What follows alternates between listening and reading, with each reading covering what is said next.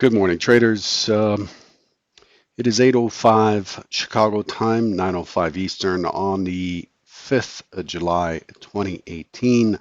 Welcome back from Independence Day if you're here from the US. Derivatives trading involves substantial risk of loss and is not suitable for all investors. Past performance is not necessarily indicative of future results. Today is a bit of a mess for me. I'm working remotely off of my laptop. And just trying to keep up with the numbers and stuff, what the market's doing. A little more difficult. I didn't have time to set up last night. Convergent members, stock zones, the stock zones and master levels have not been updated just yet. As I said, I'm way behind. That is my priority before the open. I'm not going to trade without having my levels up. I'll notify you in the notices board in the member chat once I get those up and running. This morning, overall, looking at a market that is picked up from where we left off um, on the full session on Tuesday. Well, it wasn't a full session, so it's tricky. The CME is changing how it handles these holidays. We had a shortened session on Tuesday. Normally that would be scrubbed out, but I didn't scrub it out. I'm actually using the session due to the volume and range that was traded. I'm keeping that session. However, I've scrubbed out yesterday's session, which went till 12 Central, 1 Eastern. That is a holiday session. It didn't belong. Um, Relative, so I'm going to be speaking relative to Tuesday's action, where we sold off basically from around 27.33 down to 27.12, 27.14 being a key area. And what we've done today so far in the ES is to climb back up. So risk is on. We have a risk on sentiment today. The DAX is up 150 points, 1.21%. The Euro Stoxx up 1%. The laggards today are all safety items, safety products, US dollar, the bonds, the 10 years, the Japanese yen, and the euro. Uh, Crude oil is not moving much. It's up 6 cents, 0.07, 0.08%, trading at 74.19 on the August WTI contract. Gold is up 3.5. Gold's been climbing slowly. And then the indices are all up. So this puts us, for the S&P, this puts us back right where we were trading on Tuesday morning before the sell-off. We've taken back that entire sell-off over last night's session. So that's where we stand. As far as what was expected, I won't spend much time on this. Let me get this over here. As I said, it is not sure why this isn't moving here. All right, so share screen, up. That's odd. Oh, I see. Let's reshare this screen. 1 second. Share screen.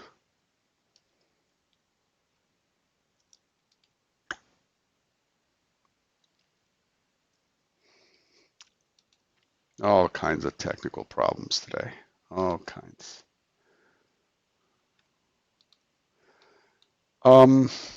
Okay, so this froze up on me.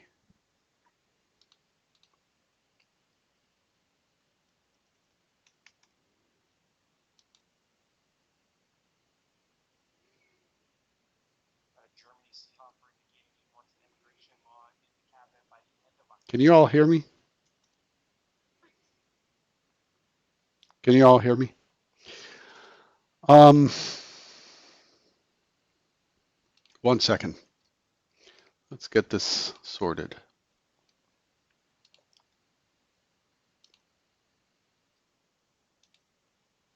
All right, here we go. Definitely not an easy start to the day. But you know what? As traders, we don't give up. Boom. There you have it. All right. So this is what I expected on Tuesday. I was looking for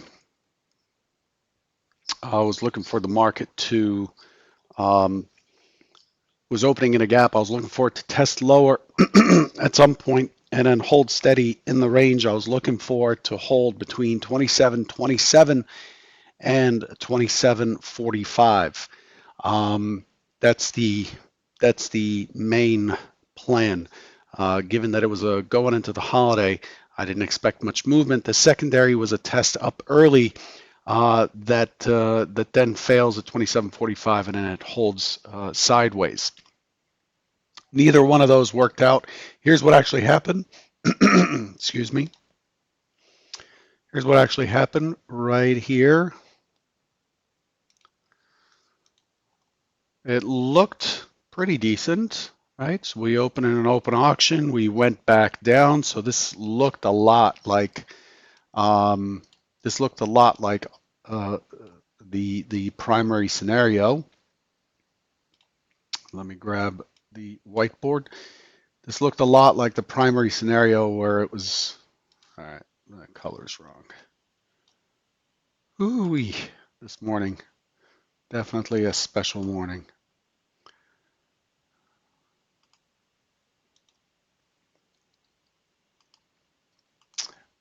Okay.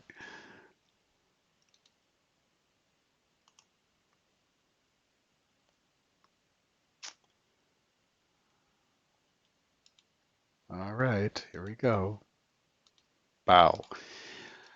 Open auction, tests the 2738, comes down, and then if ultimately ends up going to the prior day's low, and then the expectation was for it to finish up here, but what it did is it pulled back to the mid. We had some couple mid pullbacks. It pulled back to the mid and then off to the races we went. Once we poked in and got through the point of control, which was the high of the prior day's range, and the key low volume node, which was right here. That's the test that we have here, 25. Once that failed, it's just the floodgates are open down to the key area down at 14 down here. So that's where we ended up on Friday. Looking at what the action is now, there we go, and looking at the overnight, James, I would have a hangover if I drank, but I don't drink, so I have no excuse. um, looking at the overnight session, this is the reopen from last night, and you can see that the market's just taking prices up from the point where the European markets open. The European indices opened right here, and they've been very, very bullish ever since. And that brings us back. You look at the profile, and we have a profile that is has no consensus, has multi high volume nodes on it, and is not really telling us anything other than the fact that participants have no balance, have not found any balance or consensus on price, and it brings us right back to where we finished up on Monday, which is a normal session, where we opened on Tuesday before the sell-off. We basically canceled out everything that happened on Tuesday on the sell side. Um, I can't tell you what this selling was all about. Not really sure. Could be news attributed to news, could be whatever. But really, it's what matters is the auction restarted, and we have a normal auction going on. There is no holiday or anything right now, and we are back and opening in range. So what are on Tuesday? Except now we don't have the gap, right? So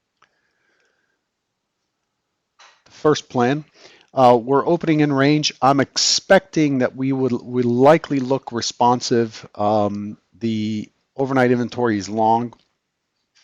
We're opening inside of the range, so expecting an open auction that retests this 27 area, potentially dips in a little bit further to 25. I'm looking for an impulse up to 33-ish, and then a continuation higher. Expect the overnight high to be taken out and this 38 to be retested.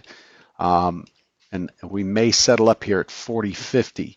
Now, a lot of folks are still on vacation this week. A lot of families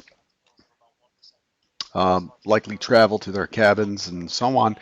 The overall volume is expected to be lower, although the overnight session at 163 or 165,000, I don't remember, maybe a little bit higher now, and that's higher than what we would consider to be normal.